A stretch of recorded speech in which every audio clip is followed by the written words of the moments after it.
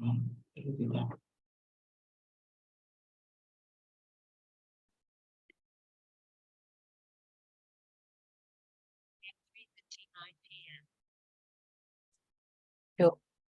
tell me start when it's 900. 900. Sorry, 300. 300. In 1 minute. Tell me. It's 4, yeah, exactly. Sorry. Yes, Yeti, go ahead, turn on your video. Let's get going.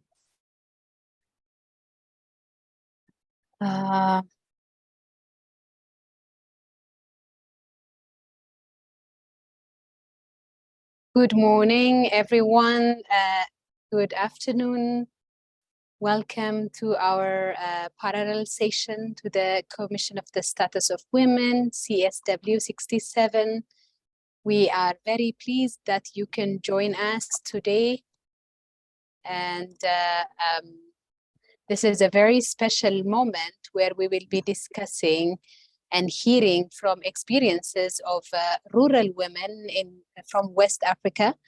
And we have amazing women who are not used to the city comfort in the rural areas, but we have women from women from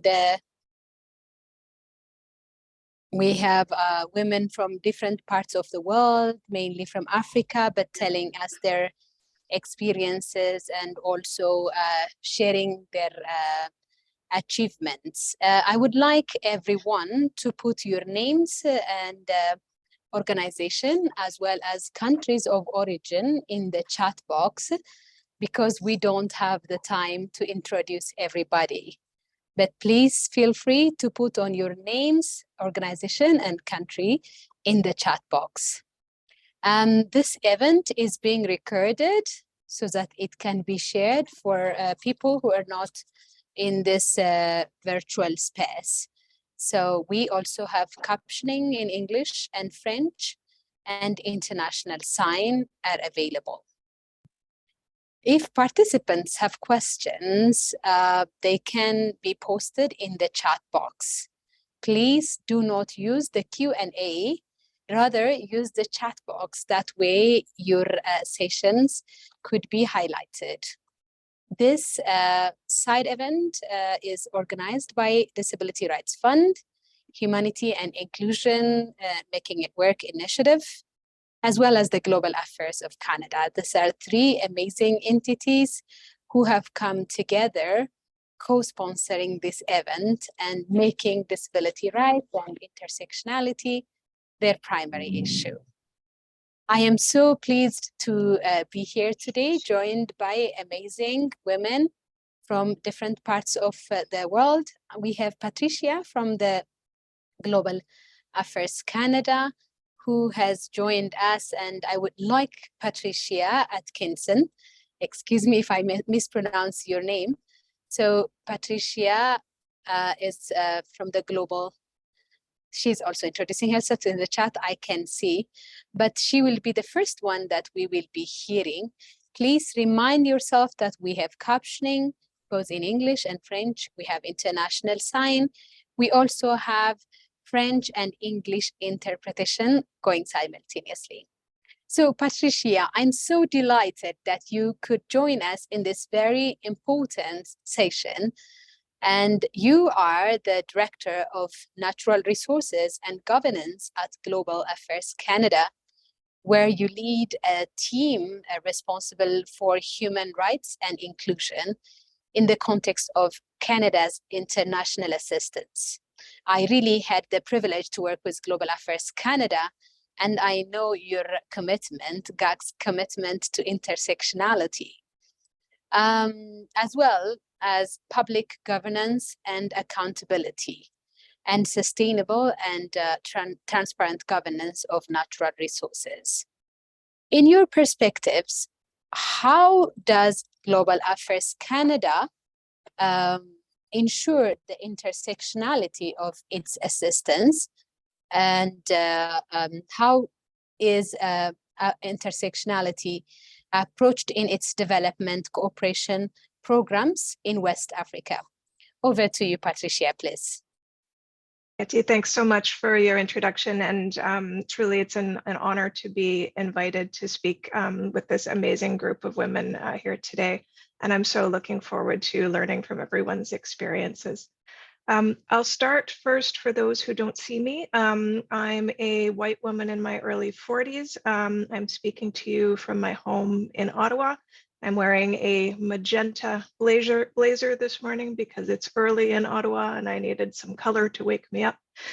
As I mentioned, here in Ottawa, I'm speaking to you from the traditional and unceded territory of the Algonquin Anishinaabe Indigenous peoples. And, I think that's a nice segue into why and how the Canadian government views intersectionality in our international assistance programming. So we do take an intersectional approach to our work, recognizing how identities can compound marginalization, and especially for women and girls with disabilities.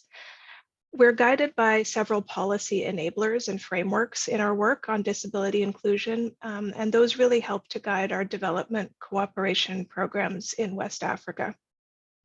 So first, the Feminist International Assistance Policy commits Canada to providing human rights-based and inclusive international assistance, ensuring that all people can enjoy the same human rights regardless of any aspect of their identity, of course, including disability.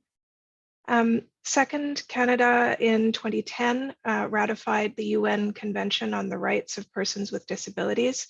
And as a result, we do strive to promote the full and equal enjoyment of all human rights by persons with disabilities, including and especially women and girls.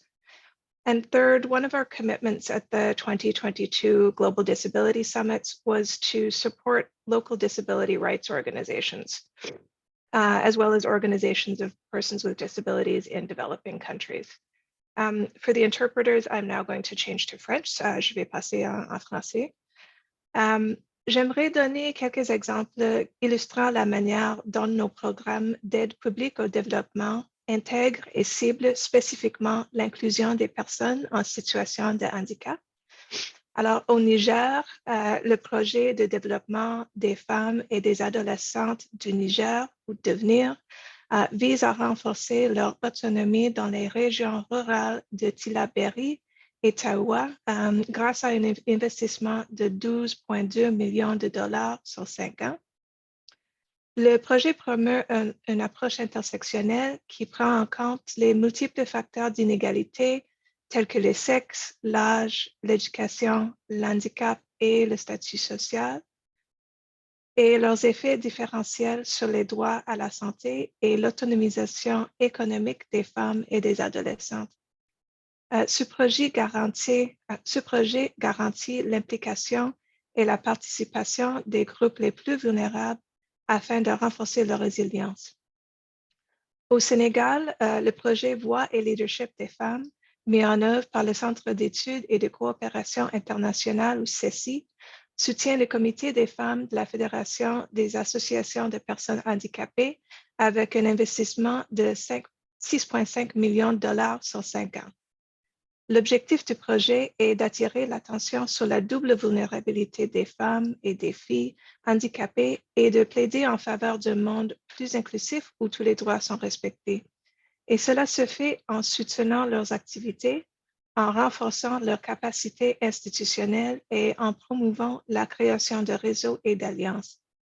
Toujours au Sénégal, notre mission, notre ambassade, travaille avec la RADO, une organisation locale de défense des droits de la personne, afin de renforcer l'intégration sociale et économique des femmes handicapées.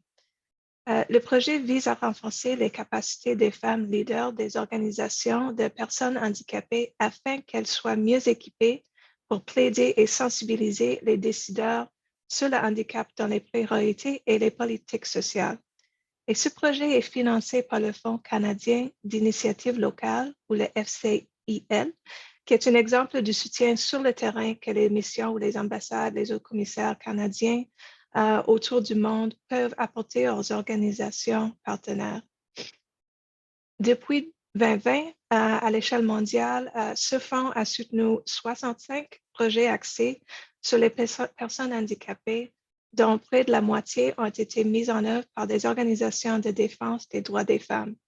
Dans l'ensemble, le Fonds Canada a contribué à hauteur de plus de 2 millions de dollars depuis 2020 à des projets axés sur l'inclusion des personnes en situation de handicap. Au Mali et au Niger, nos ambassades ont aussi soutenu des organisations locales de personnes handicapées dirigées par des femmes à plus petite échelle, notamment en apportant un soutien financier aux activités liées au séjour d'activisme contre les violences basées sur le genre et à la Journée internationale de la femme. Pour les interprètes, je vais maintenant passer à l'anglais. I wanted to highlight these projects in particular, these last couple of projects, because smaller organizations of persons with disabilities that are working at the grassroots level are not always sure how to work with donor governments, but we know that it's often the interventions by these organizations that can have the greatest impact. So these initiatives really do recognize the need to advance gender equality, disability inclusion, and social cohesion, as well as to promote women's leadership and decision-making. As government officials and as donors, it's particularly important that we make sure we're supporting and strengthening whole of society partnerships, and that we're taking the advice of local disability rights organizations and organizations, especially that are led by persons with disabilities and women with disabilities. So I'll stop there, but again, I'm so looking forward to hearing from my fellow panelists who have lived experiences about how governments like Canada can more effectively support rural women with disabilities. Thank you. Merci encore. Thank you so much, Patricia. That was very moving and great to see that policies from Ottawa are really reaching and impacting the lives of women with disabilities in Senegal, in Mali, in Niger. That's what we always say, that let's make it work to the people at the grassroots level. And both DRF and Humanity and Inclusion have been really trying to make it work and trying to reach populations, vulnerable populations, mainly women and girls with disabilities at the grassroots.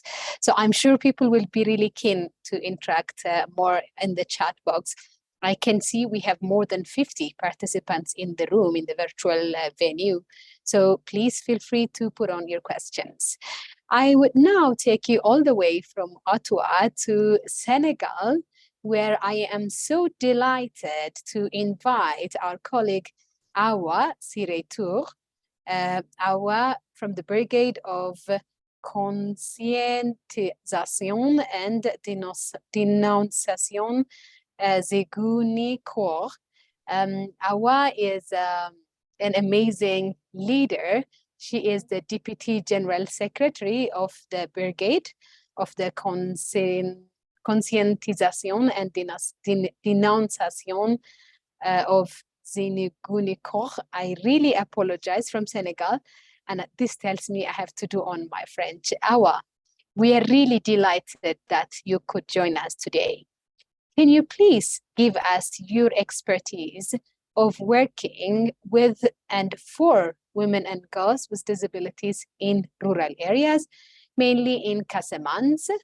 Could you also elaborate on some of the key challenges that they are facing in your own context? Over to you, Awa, please. Voilà, bonjour tout le monde. Je voudrais commencer d'abord par les défis, parce qu'ici au Sénégal, oui, on rencontre beaucoup de défis. Par exemple, ici, on va parler des préjugés qui fatiguent beaucoup les femmes en situation de handicap, parce que ici, le handicap est vu comme un mythe. C'est quelque chose de mystique que les femmes handicapées sont en train de vivre. C'est un obstacle qui bloque, qui freine tout sur leur passage. Et c'est de ça que je voudrais parler comme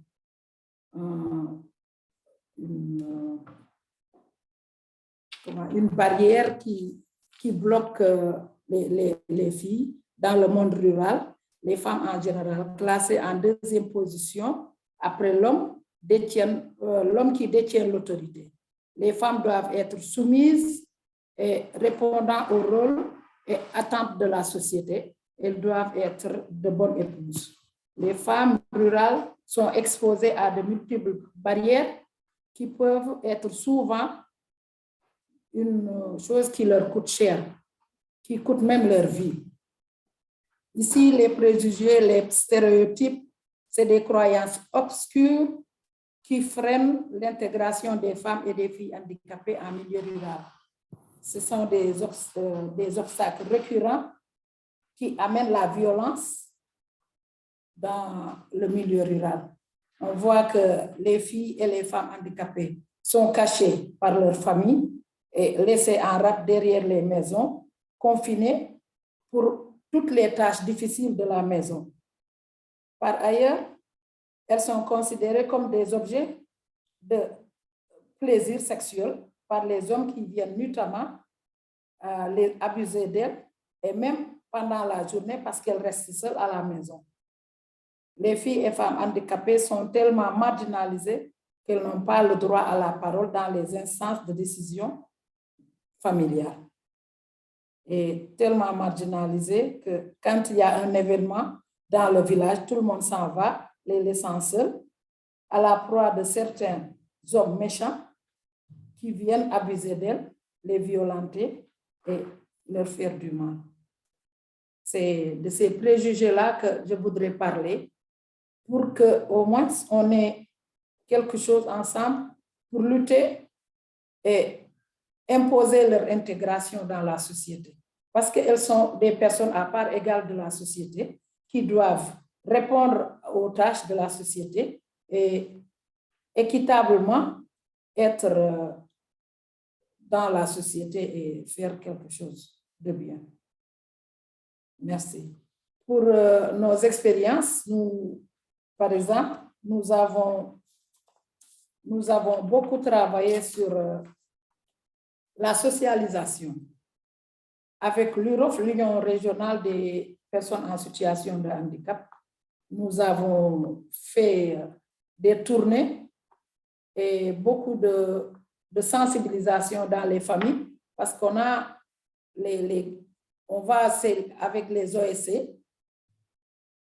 des associations, des organisations socio-culturelles, là où il y a des jeunes qui vont dénicher les filles handicapées et nous, on va voir leur famille et leur parler, essayer de les sensibiliser et les familles et les communautés pour que ces enfants ou filles handicapées soient identifiés et essayer de leur chercher des états civils parce que, étant donné qu'on ne les considère pas, donc on ne leur cherche pas des états civils. Et nous, on vient parler à la famille pour que ces enfants-là aient des pièces d'état civil, soient envoyés à l'école et que dans les décisions familiales, qu'on les intègre également dans ces prises de décision. Oui. Et nous aussi, on a vu que quand on appelle en général, dans les débats, c'est les filles, c'est les femmes, les mères des enfants qui viennent, les mères des filles handicapées qui viennent souvent. Alors, on a cherché une stratégie, chercher des hommes champions pour que ces derniers puissent parler aux autres hommes, pour que tout le monde soit dans le bain et participe au changement que l'on veut dans la socialisation. Avec la brigade aussi, nous avons fait une socialisation et dans la banlieue, dans les écoles pour voir ces enfants ou filles handicapées qui n'ont pas de pièces d'état civil. Et il y a 3 ans, la brigade a fait inscrire 150 enfants à avoir des pièces d'état civil et 80%, c'est les filles. Donc, on est là, la brigade est là pour lutter pour que toutes les filles aient d'abord leur pièce d'état civil, soit aussi dans les écoles et que toutes ces mythes-là soient éradiqués de la société pour que tout le monde soit au même pied d'égalité et on renforcer aussi le vivre ensemble et aussi impliquer toutes les femmes à la participation pleine de la société. Merci.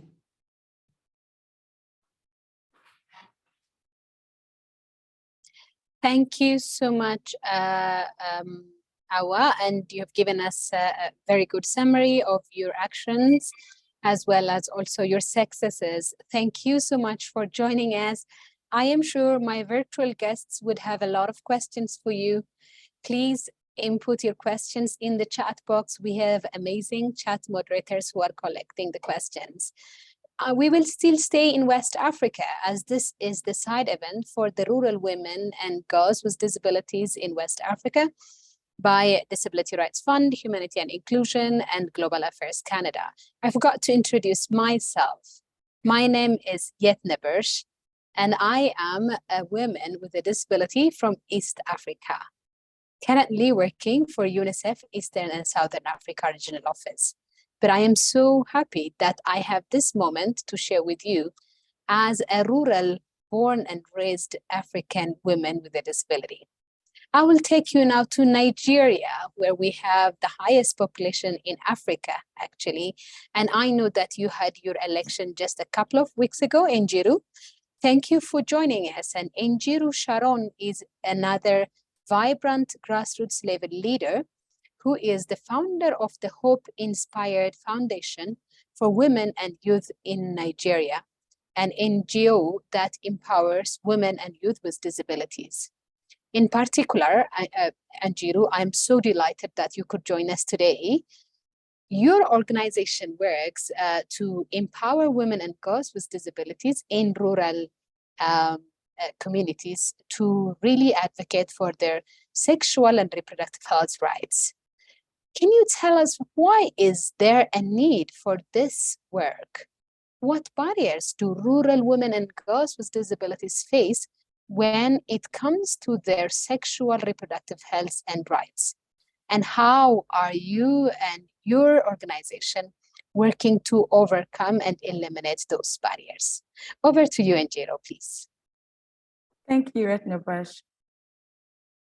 There's a dire need for more programming for women and girls with disabilities in rural communities, simply because women and girls with disabilities experience higher levels of rights violation, particularly those relating to their sexual and reproductive health.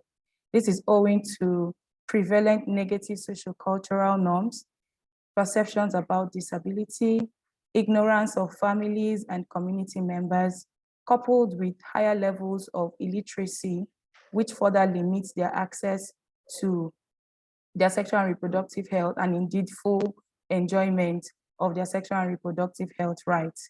In Nigeria, some of the barriers that women with disabilities face in rural communities include a prevalent sociocultural norms and discriminatory practices.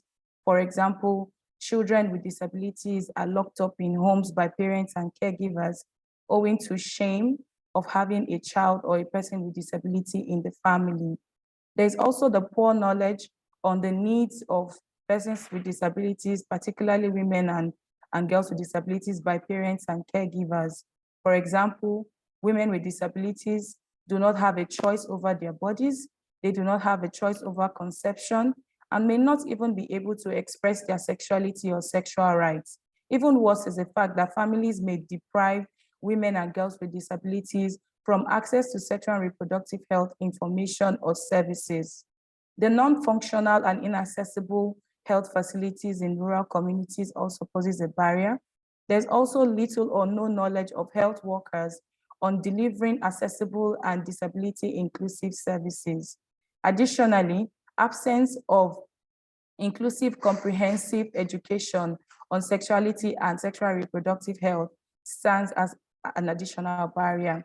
As a woman with disability myself and an activist on sexual and reproductive health rights, I have continued to engage through awareness raising for women and girls with disabilities to understand their rights and their sexual and reproductive health, whilst also raising awareness with other stakeholders, for a recognition of the rights and the sexual and reproductive health needs of women and girls with disabilities across various projects, initiatives, and collaborations.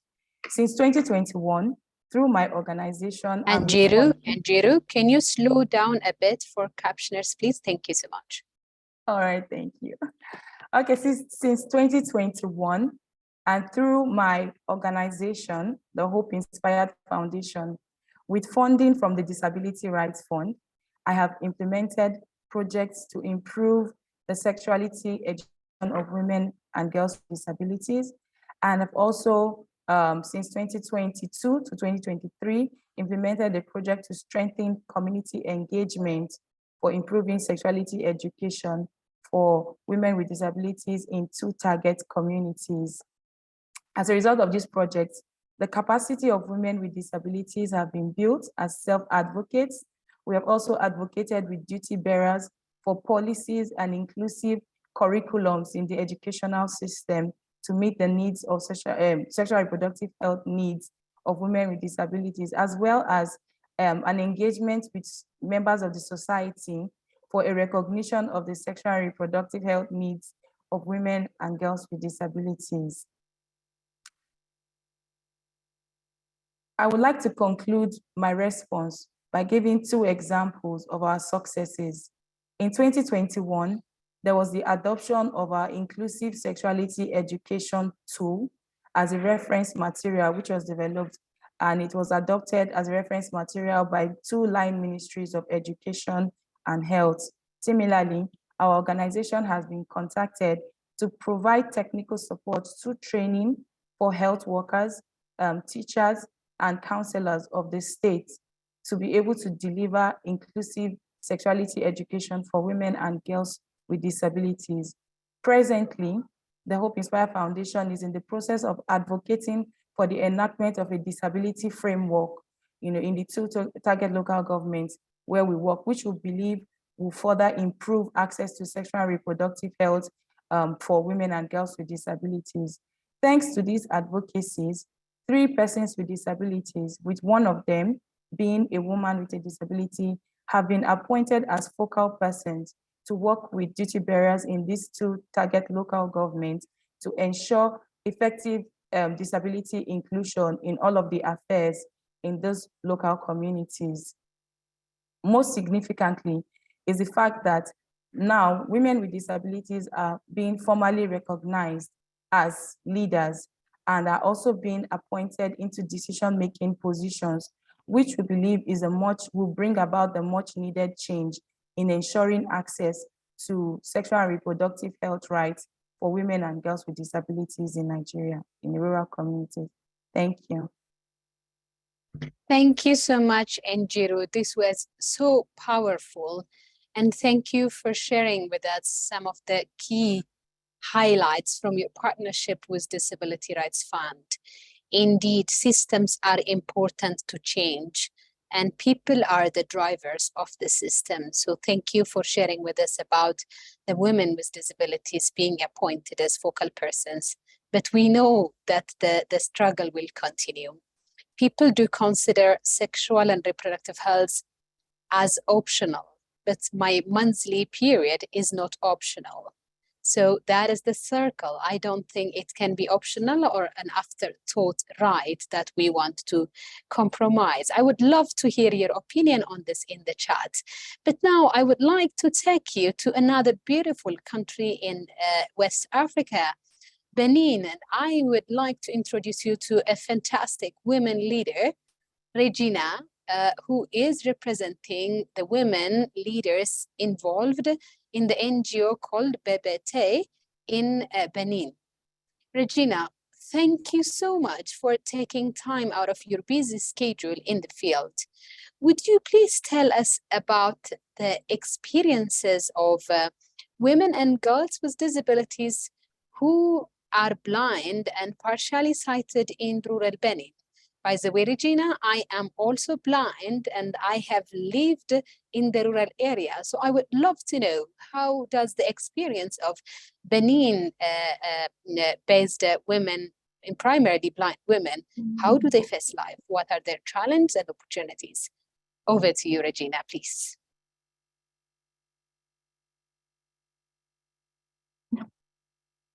Merci beaucoup. Les femmes handicapées visuelles dans les zones rurales au Bénin sont confrontées aux barrières à la participation sociale. Et ces barrières sont souvent remarquées au niveau de la participation à la vie de la famille et à la vie de la communauté. Et au niveau de la participation à la vie de la famille, les femmes handicapées visuelles sont empêchées de participer aux tâches domestiques. Or, cette participation leur permettrait d'acquérir l'estime d'elles-mêmes, d'être autonomes, indépendantes, d'être valorisées et de trouver leur place. La première raison est la femme handicapée visuelle est considérée comme une personne incapable, comme un sujet de honte et de malédiction. La deuxième raison est l'absence de transmission des compétences de la vie quotidienne chez ces femmes handicapées visuelles.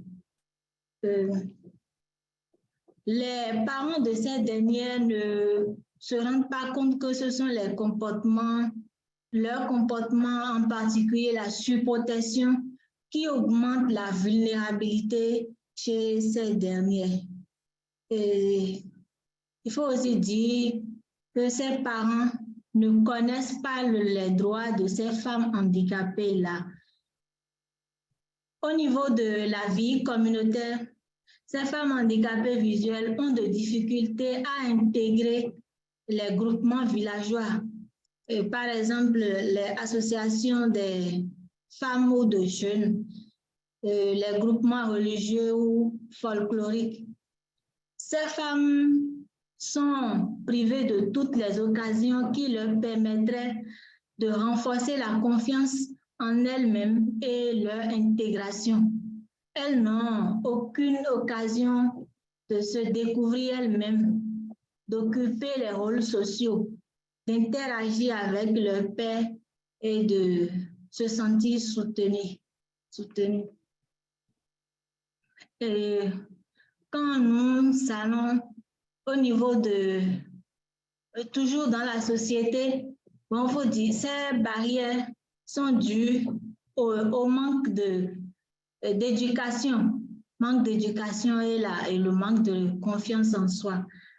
Il y a aussi le manque de dispositifs d'aide à la mobilité et le manque de guides pour toujours les femmes handicapées visuelles. Et pour aider ces femmes à sortir de ces situations, l'ONG Batimé, qui est une ONG béninoise, a mis en place un projet Femmes Leaders, qui est nommé Femmes Leaders. Cette ONG est au service des personnes handicapées visuelles. Et ce projet consiste à choisir 12 femmes de l'ONG pour être des leaders et aller vers leur père. Et ce leadership est basé sur la bonne acceptation de leur handicap et sur leur potentiel. Et dans cette optique, l'ONG forme et suit ces 12 femmes choisies de façon continue. Elle amène ces femmes leaders à mener des missions de sensibilisation. Et ceci a permis d'accompagner 300 femmes de 2018 à 2022. Et les thématiques souvent abordées auprès de ces femmes handicapées est le droit des femmes handicapées, les lois qui les protègent, la prévention des violences basées sur le genre, l'autonomie financière, c'est-à-dire la gestion des activités génératrices de revenus. Je vais parler aussi des succès. Avant ça, disons que cette expérience a permis d'élaborer un document d'accompagnement psychosocial personnalisé. Et pour donner deux exemples particuliers de nos réussites, nous avons rencontré lors d'une causerie dans les zones rurales une fillette que nous appellerons Fatih. Et nous nous sommes rendus compte de l'intelligence de cette fille. Cette fille n'était pas scolarisée jusqu'à l'âge de 7 ans parce que ses parents doutaient de l'importance de l'éducation chez une fille ou une femme handicapée visuelle. Et les femmes leaders ont ensuite fait un travail d'information et de sensibilisation auprès des parents qui ont finalement inscrit cette fille à l'école. Aujourd'hui, cette fille est en classe de CE1 et évolue très bien. Et le deuxième exemple, il y a eu la création des coopératives des femmes handicapées visuelles. Et pour le nombre, nous avons pu toucher 45 femmes qui ont pu gérer en commun des activités génératrices de revenus, ce qui a permis à ces femmes de gagner la considération des proches, d'être en quelque sorte autonomes financièrement, c'est-à-dire ne plus solliciter d'aide financière pour les dépenses élémentaires. Et merci beaucoup. C'est en quelque sorte nos expériences avec ces femmes. Huge thanks to Regina. That was very inspiring. And the example about the girl in education perfectly fits with the next speaker. I'm going to invite you, Jandira Montiero, who is the regional specialist for inclusive education at Humanity and Inclusion in West Africa. Jandira, welcome again, and thank you for joining us today on this very important topic of rural women and girls with disabilities in West Africa. And you have heard literally all the panelists, most of them mentioning about the importance of education. With your extensive experience in different countries of the sub-region, would you share with us some insights on how girls with disabilities in rural areas are particularly disadvantaged in regards to education, as well as key actions that Humanity and Inclusion is implementing in that field? Over to you, Jandira. Thank you very much for the invitation. Of course, we cannot discuss the barriers the rural women and girls with disability in the West Africa face without acting on what keeps them out of schools. The problem of rural girls' education and in particular girls with disability is really complex, which is why an analysis of the factors at stake is necessary for an in-depth diagnosis of their situations. Here, I would like to point out three main barriers. First of all, the gender roles assigned to little girls, in particularly in remote rural areas. The reliance on girls with disability labors within the family or community prevent them to enroll their children in school. Also, the early pregnancy or marriage of rural women and girls with disability is a key obstacle.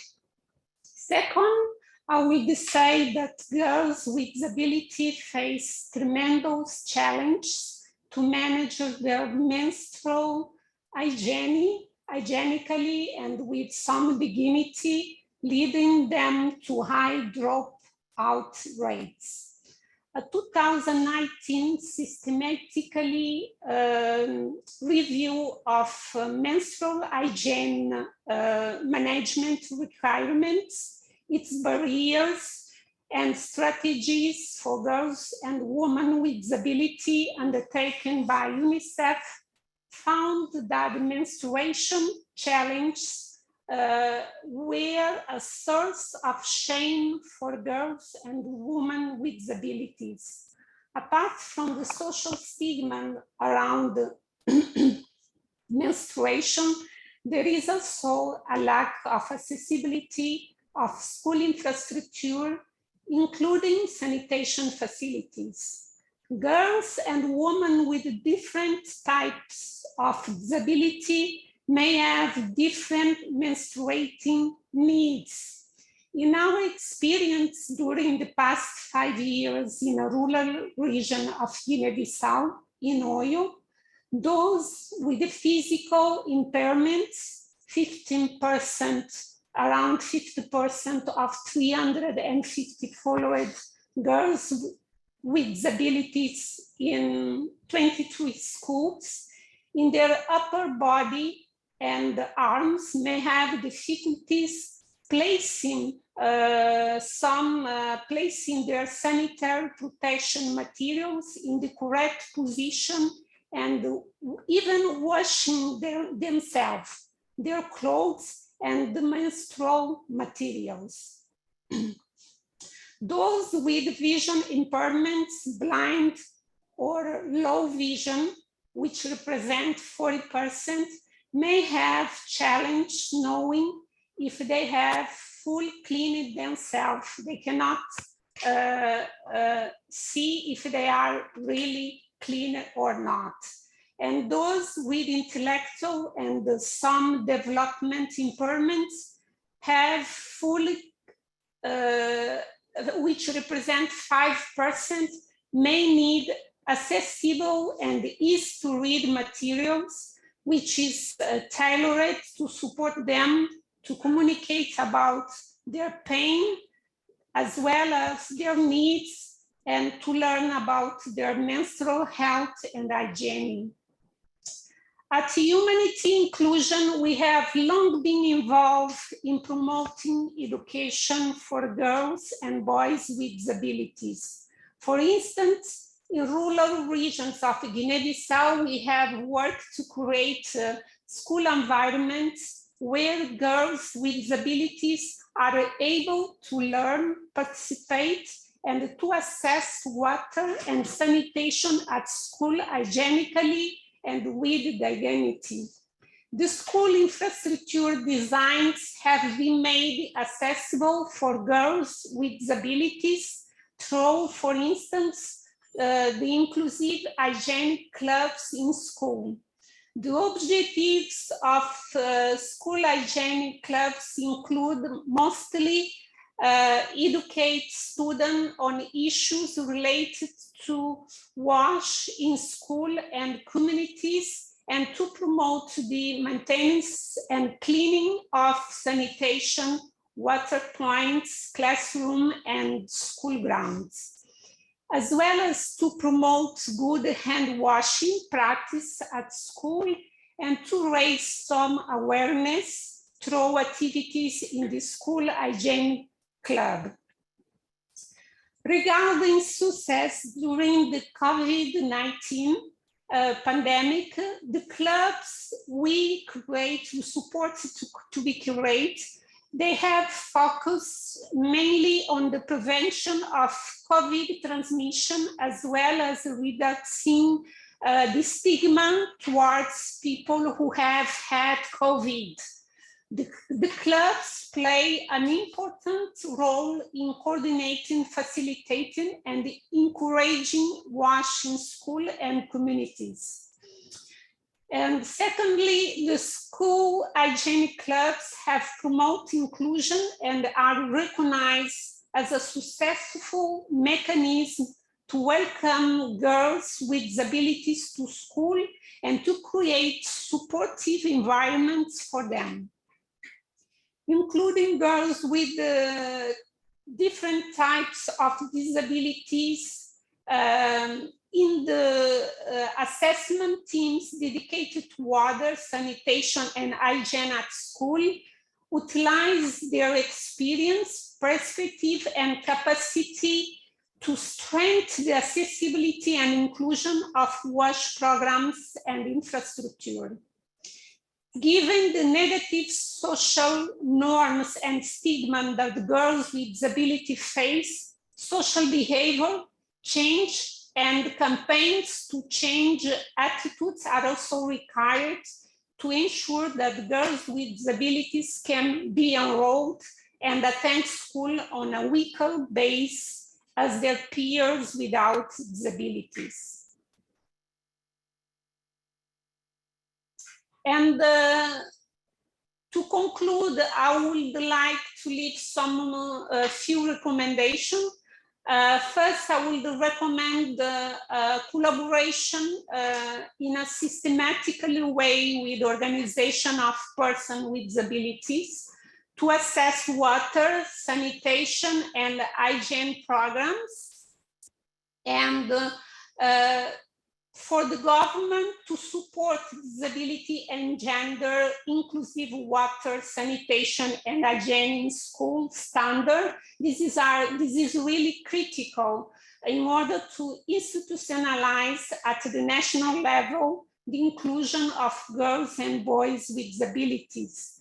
But equally as important is the dissemination, the rollout and training of the standards to ensure that teachers and principals are aware of the standards and able to assess whether their school wash facilities are child-friendly and gender-sensitive and disability accessible. That will allow removing one of the barriers preventing girls and boys with disability to attend school. Thank you. Thank you, Jandira. Thank you so much. That was very enlightening. Thank you for the set of great examples that you have already shared with us. This takes us into the final presentation from our panelists. We started with a very good highlight and inspiration from Patricia from Global Affairs Canada. And we were lucky to hear from fellow rural women in Senegal, Benin, and Nigeria, and concluded with a regional analysis from a colleague from Humanity and Inclusion. This is a very important topic, and this is the most important moment of the day where we would like to pause to hearing from you. I would like to alert participants that since you are muted, questions, reflections, and experiences would be highly welcome through the chat box.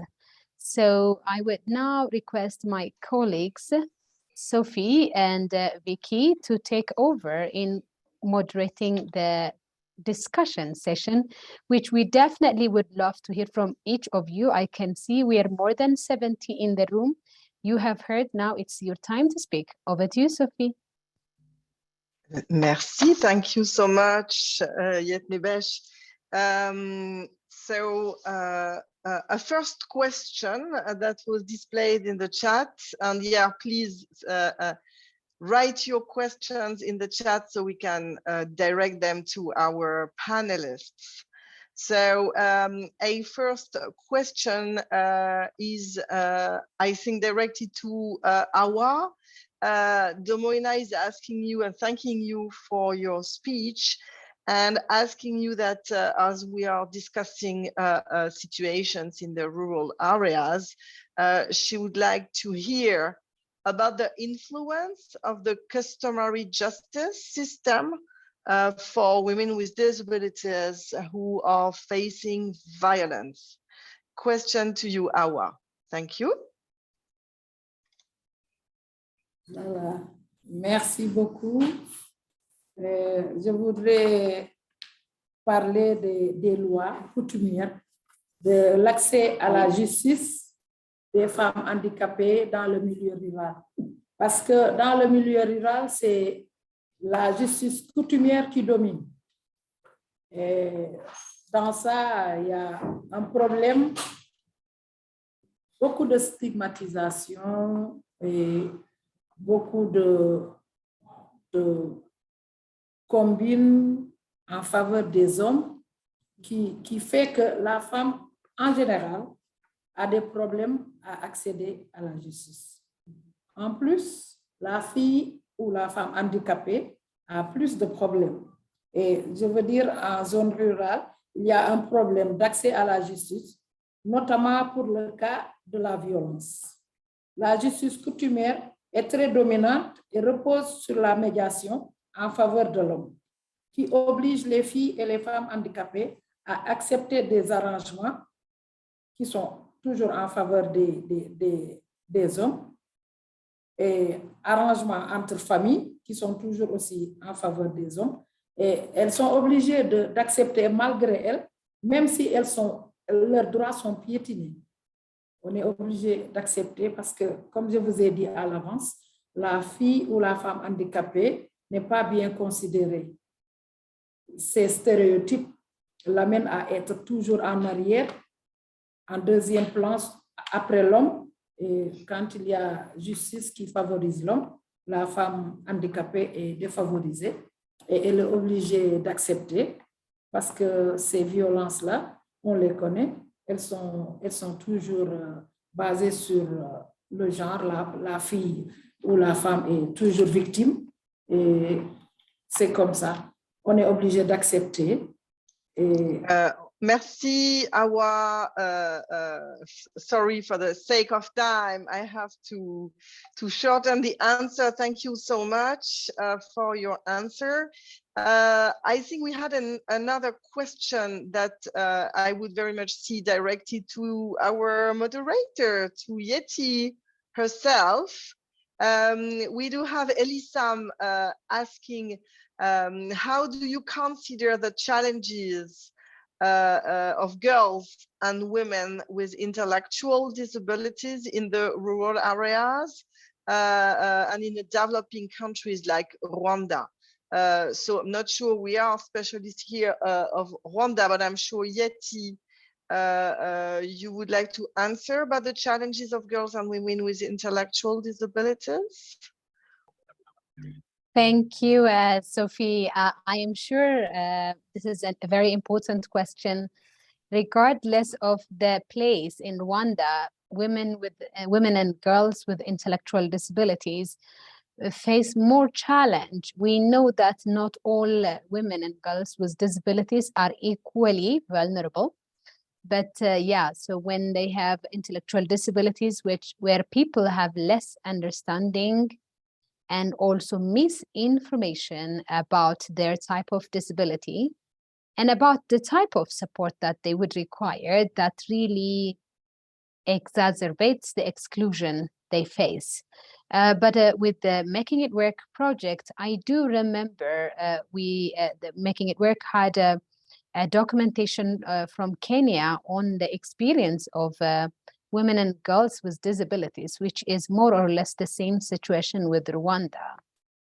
And I should say that we have really seen the degree of vulnerability is very, very high because of their type of disability and because of their life in rural area. They are never heard, they're not represented in the court.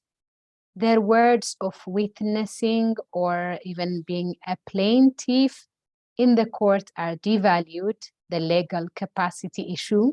So I think as the whole, the panel recognizes that women and girls with intellectual disabilities are among the groups which deserve a due attention, because we have spoken less, we have written less, and the community knows less about them, but they are more vulnerable. I should stop here and maybe we should allow other questions, Sophie.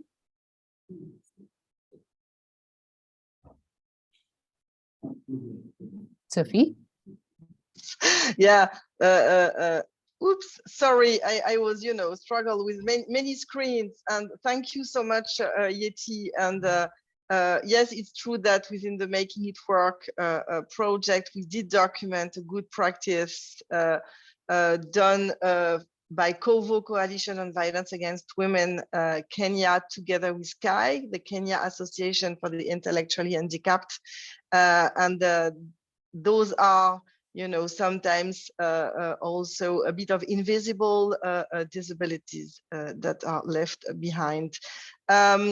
We do have a question from Faith to the panelists, and maybe we will give the floor to Ejiro to start answering to that question. So Faith is thanking you all for the very powerful presentations.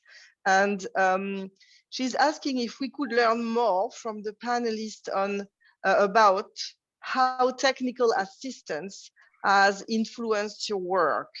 So I understand, maybe Faith can correct me if she is still there with us. Do you mean technical assistance reserved from external partners such as DRF or Making It Work? Is it what you mean, dear Faith? And I'd like to give the floor to Ejiro. Okay, thank you very much, Sophie. So, I mean, I think that one of the key things with technical assistance is it actually helps, depends on the kind of technical assistance that you receive. I will give an example from our context. As an OPD in Nigeria, sometimes you find that you may not necessarily have all of the capacity you need to be able to effectively implement your project. And getting those kind of technical support actually gives you, strengthens your capacity as an organization to implement. We work with women and girls in rural communities, and sometimes there's a need for, proper knowledge on safeguarding principles and guidelines, which would obviously help you to protect your beneficiaries and be able to deliver effectively. I think in 2021, that was one of the technical support that we're able to get through our OPD strengthening from the grant we received from DRF. So that's just one of the ways. And, in other areas of technical support, like resource mobilization may also involve, sourcing funding, building your capacity as an organization to be able to, adequately position, yourself and the work that you're doing to attract support, either in terms of funding or in terms of collaboration with other organizations. So having all of this technical support not only builds the capacity, but also helps to enhance the work that you're doing. So I think that from my context, and my organization, I'll say that receiving technical support has actually helped us a whole lot in positioning our organization, as well as expanding the scope of our work and the reach to women and girls with disabilities in rural communities and also beyond the rural communities as well. So I hope that answers the question. I certainly think so. Thank you, Ejiro. And is Regina with us still? Regina in Benin, Bartime NGO. If Regina and yeah, I see Regina. Hi, my dear. So same question to you. How has any technical assistance provided to you, to the NGO Bartime, either by other partners or even by the government, being helping or influencing your work? If you feel like answering. Concernant le soutien technique, bon, au Bénin, je dirais que c'est pas du tout facile de ce côté parce que bon, c'est une ONG que l'État reconnaît très bien, mais n'investit pas en tant que tel dedans. Donc, il faut solliciter l'aide des partenaires. Ce qui a fait qu'on n'a pas pu atteindre tous les départements. On a ciblé quelques départements pour le travail.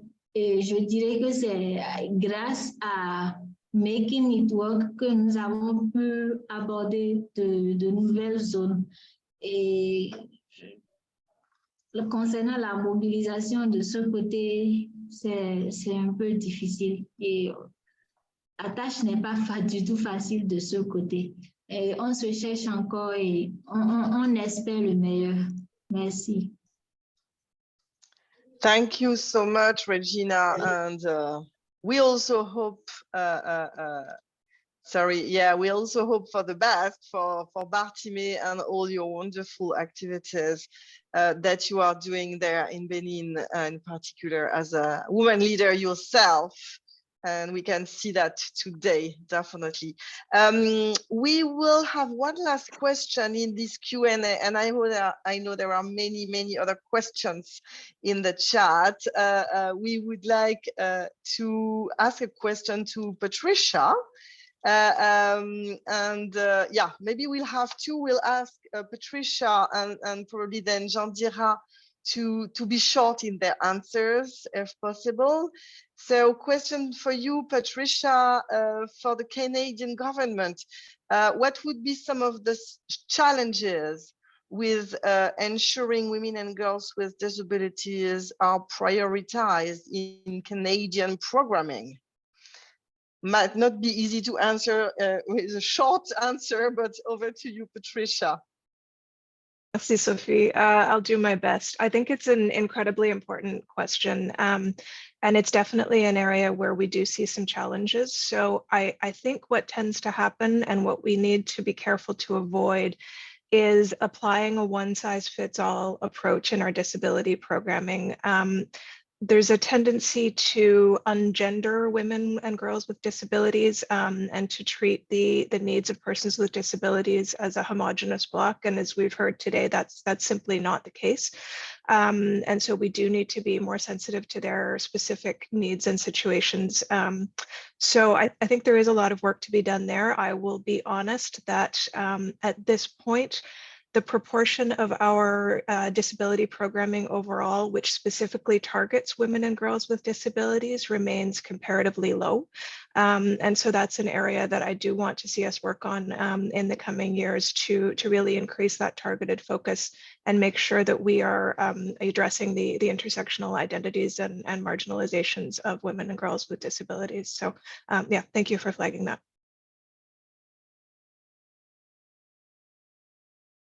Okay, thank you, Patricia. We will have one last question for Jean-Dira. And sorry, I'm going to be a bit tricky because I'm sort of going to ask two questions in one, but Jean-Dira, I know you will deal with this perfectly. So, because there was a question on how do we support women and girls in rural areas, especially on education, but I think on this, you already touched on that in your intervention. So, but if you want to add something on that aspect, and also another question from Ndai Sokna was, and she's congratulating all those women leaders with disabilities. Her question was to know how to scale and to scale up local leaders as well, for a better respect of the human rights of women and girls with disabilities who live in the rural areas. So I'm sure, Jean-Dira, you could tell us something about the way you've been working with those local leaders throughout those years. Thank you. Over to you. Yes, it's really, thank you, Sophie, for the question. And it's really, really important to work with the local leaders as far as concern the education of girls with disabilities in the rural areas. We work with them in a very transversal perspective, because we don't work only with focus with woman groups, but we try to reach all community groups in our area of intervention. I'm talking about as well the youth group. We used to work in a very in an inclusive perspective of governments. So it's really important to sensitize them in order to respect the girls with disabilities and to work as well with the parents.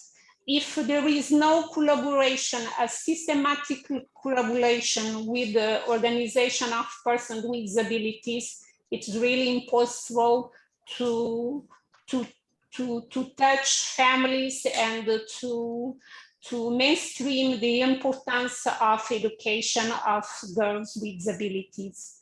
As well, with the government, it's really critical to show them that disability and gender inclusive water, sanitation, and hygiene in school standards are really critical, because if they don't institutionalize them at the national level, the inclusion of girls with disability will be not possible.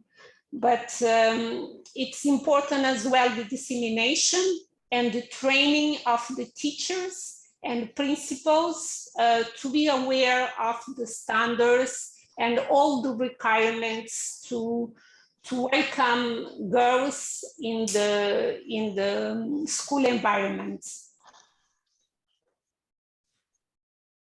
Thank you. Et merci beaucoup Jandira. And I will, speak in English to ease communication.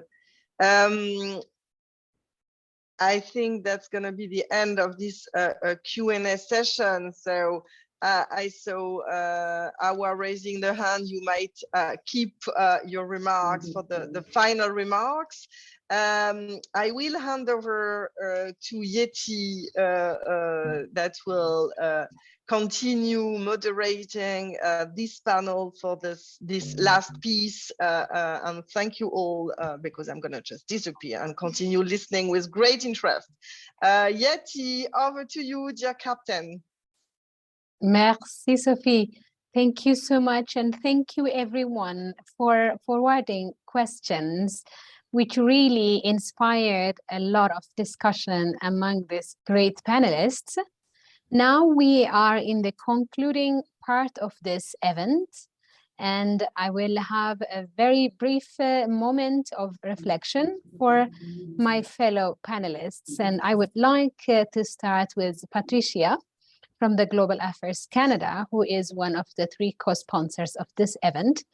Patricia, hearing all these reflections and experiences from these rural women and girls with disabilities in West Africa, how do you think it can impact the programming in Canada, and what is your reflection in particular towards its impact towards enriching the intersectionality and the reach towards diverse groups? As you said, one size does not fit all. How can these reflections enrich the policies and programs with Global Affairs Canada? Over to you. Thanks so much, Yeti. And thank you so much to all of the panelists who shared all of their reflections and experiences, because this has been honestly a fantastic investment of time for me to hear all of your perspectives and the ways that which we can try to make Canadian programming more responsive to the needs and the situations of women and girls with disabilities. I heard a lot this morning on, the multifaceted and complicated nature of marginalization and exclusion of rural women and girls with disabilities, from the sexual and reproductive health and rights, menstrual hygiene, access to education, access to justice, their roles in their family and their community, and being victims of violence and exploitation. So, that's really important to hear and to take on board, and to remind us why we work in this sphere.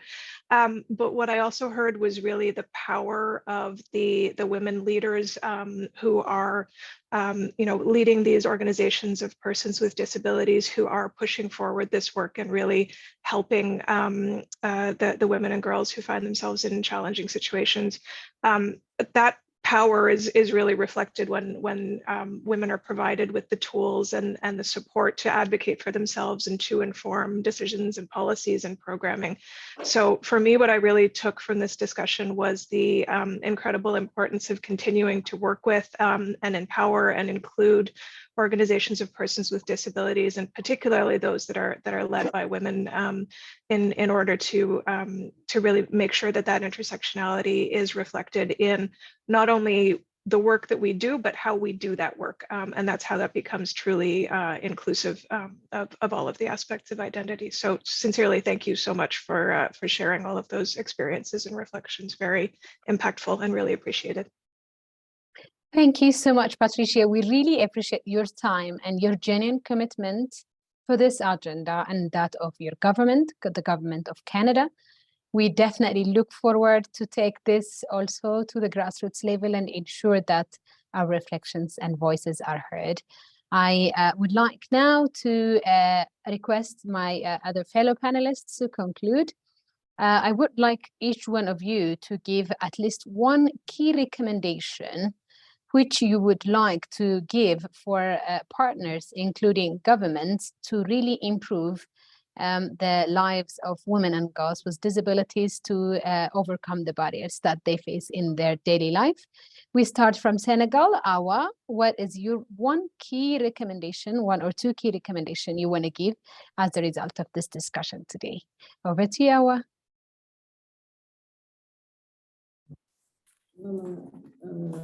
Moi, pour mes recommandations, je demande à tous les États de faire l'effort d'accompagner les groupes de personnes handicapées et notamment des organisations de femmes handicapées à identifier leurs multiples barrières ou leurs multiples problèmes ou obstacles pour qu'elles apportent des solutions positives à leur prise en charge en renforçant les cadres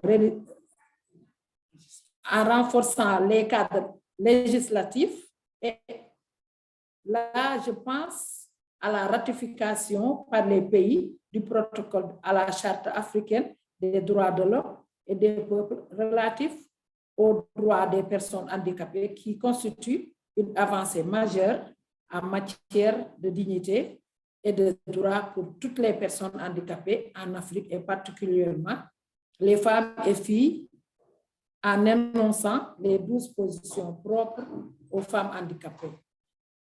Et aux donateurs aussi, je peux lancer quelques mots parce que aux donateurs que je salue au passage, parce que comme Achi qui nous a toujours épaulés, qui nous a toujours accompagnés, eux aussi devaient mettre toutes les femmes qu'ils accompagnent au cœur des différents projets qu'ils nous apportent, au cœur des projets d'accompagnement, les capacités à la lutte pour une pleine intégration de leurs droits et devenir elles-mêmes les agentes de leur propre changement.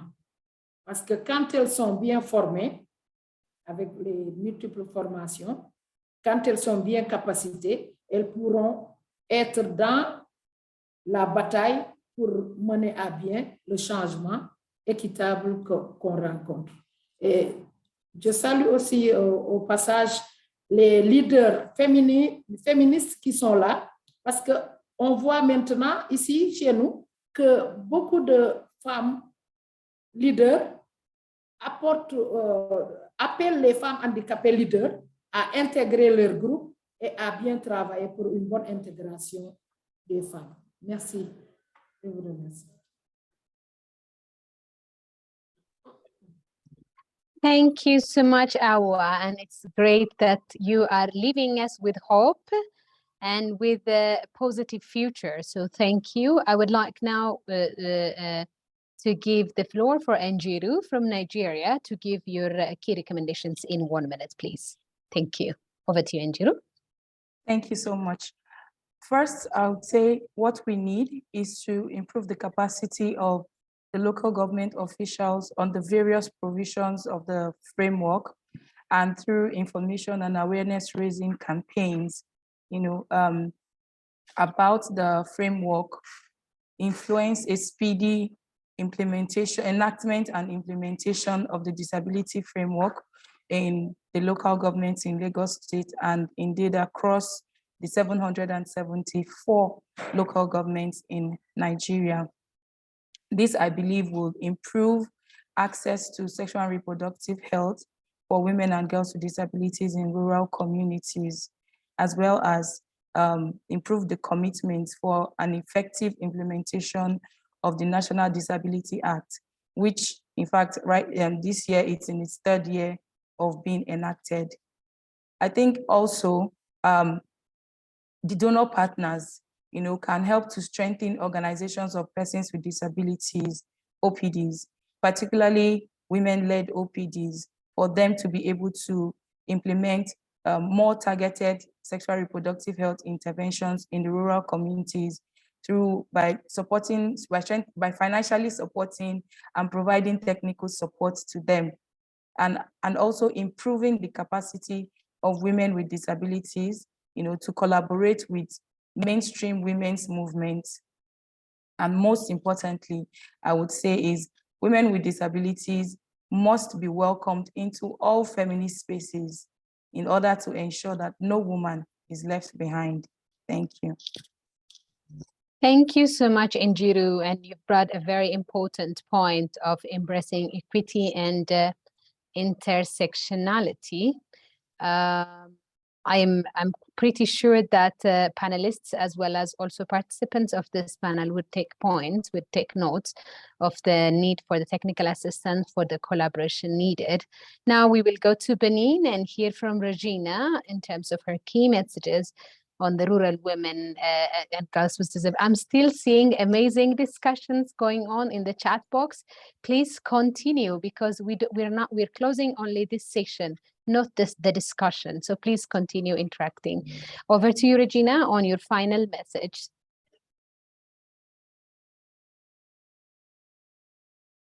Merci beaucoup. Concernant mes recommandations, je prends pas ce canal pour demander au gouvernement béninois que les politiques ciblant les personnes handicapées soient conçues et programmées avec l'implication de ces dernières. Par exemple, si nous prenons les commissions qui ont été mises en place pour travailler sur les décrets d'application de la loi 2017 portant protection et promotion des droits des personnes handicapées en République du Bénin, on doit s'assurer que ces femmes handicapées en milieu urbain comme en milieu rural soient écoutées et impliquées dans ces commissions. Et aux donateurs, nous demandons de rendre accessible aux femmes handicapées des financements flexibles, c'est-à-dire sans niveau de structuration élevé, ou bien, si ce ne serait pas de façon individuelle pour ces femmes handicapées, qu'on rende accessible ces fonds aux organisations qui travaillent avec ces derniers. Merci beaucoup.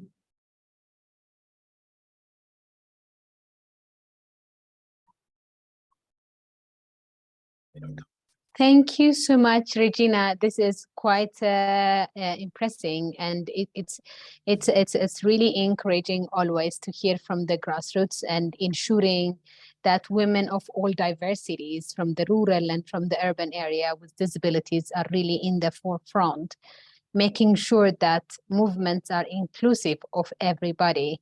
I can see also resources being shared in the chat box. I can see the gender guideline of DRF. So please make sure that you don't go empty-handed. Take a look at the different resources that the 3 co-sponsors have developed, Making It Work HI, Global Affairs Canada, and Disability Rights Fund. The last words will now go to our colleague, Jandira from HI. And please, Jandira, give us your final concluding remarks. Thank you. Okay, my key recommendation with be the collaboration with the women and girls with disability and the organization of women with disabilities through the cycle of menstrual health hygienically program will help, this collaboration will help to identify especially the needs of women and girls with disability and design or adapt the menstrual health hygienically programs to be more inclusive. As well to, I will say, to build the capacity of health education professionals to communicate with girls and women with disability on menstrual health hygienically by including disability programs or disability models in the school and the menstrual health hygienically trainings. Thank you. Thank you so much, Jandra. May I kindly request all the participants to give a big applause for our amazing panelists and the invisible success factors, our French English interpreters, our international sign interpreters, and our captioners. Without your support, we would have never been able to lead such a very vibrant, unique, and diverse session. So I would like to leave you with some key messages. I know Global Affairs Canada and Disability Rights Fund, as well as Humanity and Inclusion, will take this agenda forward. I think it's an important time that we put rural women and girls with disabilities at the epicenter, as the climate change really heats the rural people. We see the drought in different parts, as well as the cyclone, the flooding, the hurricane. So it's very timely and quite important that we come together to really bring and empower rural women and girls with disabilities. Capacity development was raised as key recommendation from so many people. I think we really need to invest in grassroots level organizations of persons with disabilities. We matter when we are together. So it's critically important that we build on coalitions, we join hands and really empower our women and girls with disabilities organization to speak up, to participate, but also to take leadership. How can we really become gender transformative instead of being gender responsive in our disability inclusion programs? We have a huge task to lead. The CSW will continue, but now we're coming to the end of this event, and I would like to thank each one of you who took the time to really listen to this event, put forward questions, as well as share your reflections. We are not closing the discussion because we're just starting this discussion very, very late. And we have commitments that we have to meet in 2013. I have also seen a great invitation for all of you to come to the Women Deliver Agenda next door in Rwanda, and we continue this conversation whenever we can with whosoever you can influence. This is the last of our side event, and I would like to thank again our great panelists, Awa, Njiru, Regina, Jandra, and Patricia, as well as the co-sponsors Disability Rights Fund, Making It Work, Humanity and Inclusion, as well as Global Affairs Canada. Thank you and enjoy your time. Continue the discussion. Let's push for more action. Have a good time.